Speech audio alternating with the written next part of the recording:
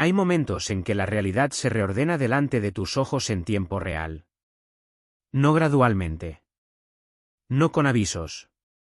Sino de golpe, en el espacio de unos segundos, mientras estás de pie en la entrada de tu propia casa con una sonrisa todavía en la cara porque acabas de creer durante todo el camino de vuelta que lo que te esperaba era algo pensado para ti.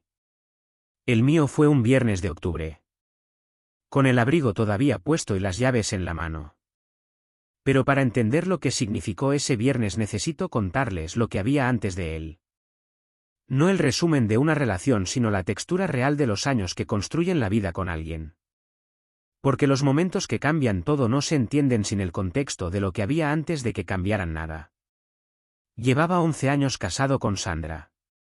11 años que yo creía que conocía mejor que ninguna otra cosa en mi vida.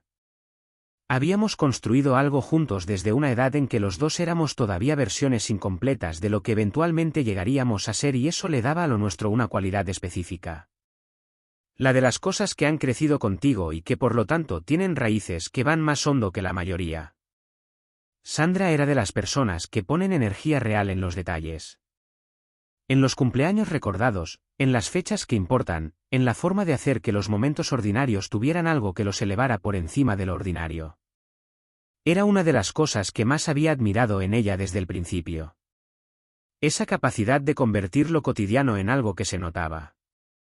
Así que cuando 3 semanas antes de nuestro aniversario me dijo que quería organizar algo especial no fue una sorpresa. Era completamente ella. Era completamente lo que yo esperaba de ella. Me dijo que quería hacer una fiesta sorpresa. Que se encargaría de todo.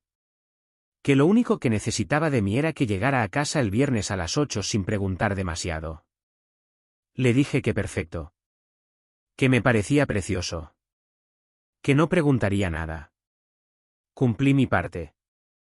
Las semanas previas vi los movimientos típicos de alguien organizando algo en secreto. Conversaciones que se cortaban cuando yo entraba a la habitación. El teléfono puesto boca abajo con más frecuencia de lo habitual. Alguna tarde en que llegaba a casa más tarde de lo normal con explicaciones vagas sobre recados. Lo interpreté todo exactamente como lo que me habían dicho que era. Una sorpresa.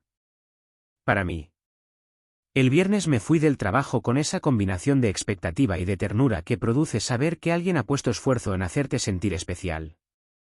Pensé en ella durante el camino de vuelta. En 11 años. En lo que habíamos construido. En que a veces la vida se vuelve tan cotidiana que uno necesita que alguien haga exactamente lo que Sandra había hecho, crear un momento que recuerde por qué todo lo demás vale la pena. Llegué a las 8:05. La calle tenía coches que no reconocí pero lo atribuí a los invitados que habrían venido para la sorpresa. Saqué las llaves. Abrí la puerta. Lo primero que noté fue la música. Demasiado alta para el tipo de reunión que yo había imaginado. Demasiado joven en su tono, demasiado orientada a algo que no tenía la temperatura de una celebración de aniversario. Lo segundo fue las caras cuando entré. No eran las caras de la gente que está esperando a alguien para sorprenderlo. Eran las caras de la gente que de repente ve aparecer a alguien que no esperaba que apareciera. Hay una diferencia entre esas dos expresiones y es completamente legible aunque en el momento uno no quiera leerla. Vi a amigos. Algunos comunes, algunos que yo reconocía como más de ella que de los dos. Vi a gente que no conocía. Vi copas y decoración y la energía de una fiesta que llevaba horas en marcha, no los minutos de una reunión que acaba de empezar para recibirme. Y entonces vi a Sandra. Estaba al fondo del salón.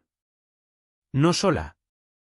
Había un hombre a su lado con quien estaba hablando con esa proximidad que tiene un lenguaje propio. No me refiero a algo físicamente explícito.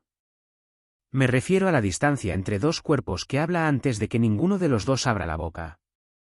A la forma en que ella se inclinaba ligeramente cuando escuchaba lo que él decía. A la forma en que él le respondía con esa atención específica de quien tiene todo el foco puesto en una sola persona. Vi todo eso en aproximadamente 3 segundos.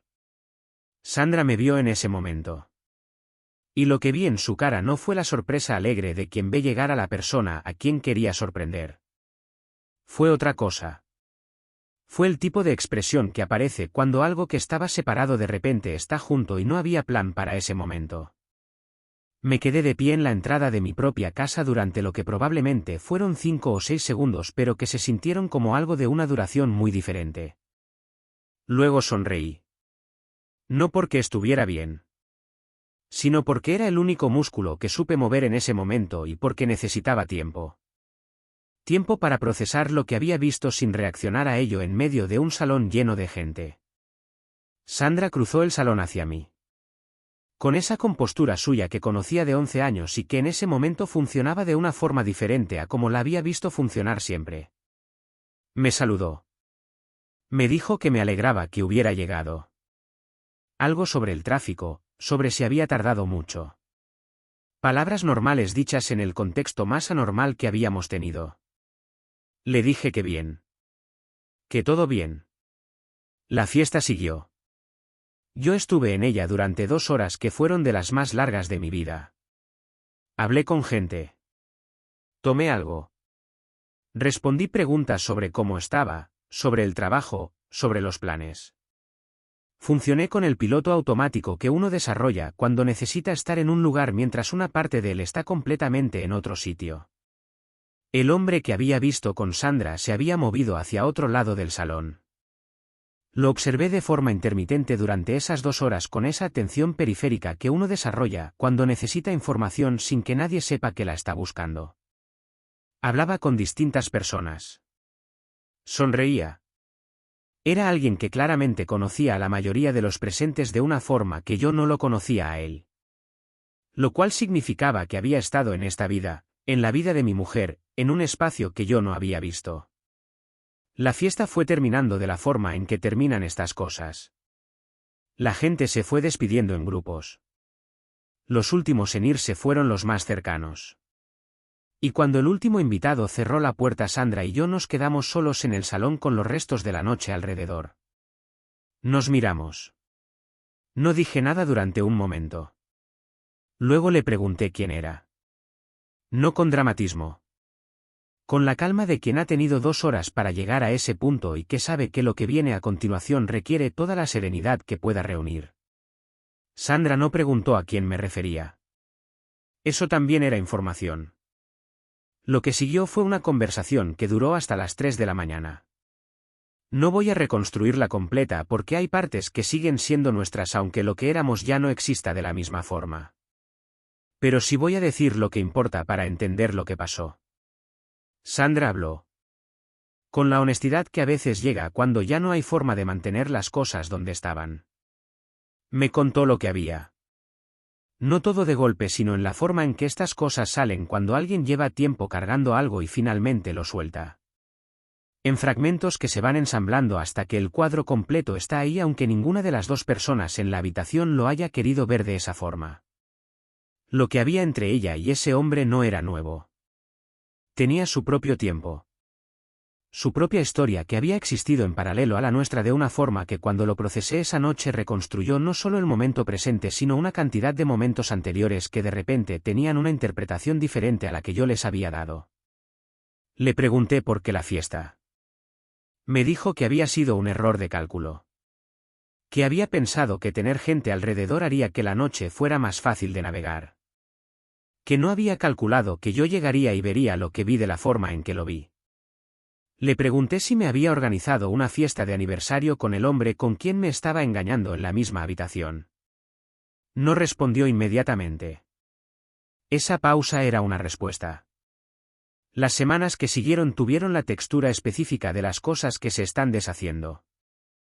No con velocidad ni con violencia, sino con esa lentitud que tienen los procesos que implican 11 años de historia compartida y todo lo que eso significa en términos prácticos y emocionales. Hubo conversaciones. Muchas. Algunas necesarias y algunas que probablemente no lo eran, pero que ocurrieron de todas formas porque cuando algo se rompe hay una cantidad de palabras que necesitan salir antes de que el silencio pueda instalarse de una forma que no sea solo ausencia. Hubo también el proceso práctico de lo que implica separar 2 vidas que han estado juntas durante 11 años. Los objetos que están en el lugar equivocado. Los planes que hay que deshacer. Los amigos comunes que tienen que elegir aunque nadie se lo pida explícitamente. Todo eso que es a la vez mundano y devastador porque su mundanidad es lo que hace que la devastación sea tan constante. No voy a decir que lo gestioné perfectamente. No lo hice. Hubo momentos en que lo que sentía era más grande que mi capacidad de procesarlo con la calma que habría querido tener. Hubo noches malas. Hubo días en que funcionar requería un esfuerzo que en circunstancias normales no habría reconocido como esfuerzo. Pero también hubo algo más. Que en el fondo de todo ese proceso había una claridad que tardé en nombrar pero que estaba ahí desde el principio. La claridad de que lo que había visto era lo que había visto. Que no había ambigüedad que pudiera hacer que los 11 años previos fueran algo diferente a lo que habían sido. Que la persona que había organizado esa fiesta y la persona que yo había creído conocer no eran exactamente la misma persona aunque compartieran el mismo nombre y los mismos 11 años. Esa claridad no hacía que doliera menos. Pero hacía que estuviera menos perdido. Hay algo que aprendí de esa noche que no tiene que ver con la traición ni con los detalles específicos de lo que pasó. Tiene que ver con algo más pequeño y más fundamental. Que la atención que ponemos en las personas que amamos a veces funciona como un filtro.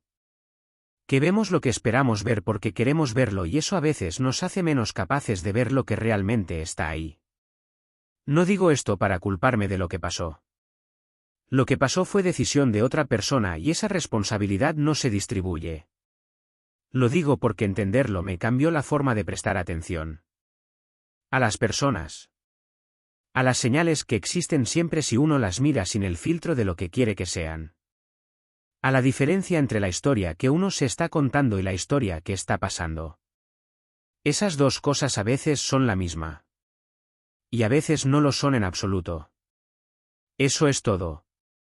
Gracias por escucharme.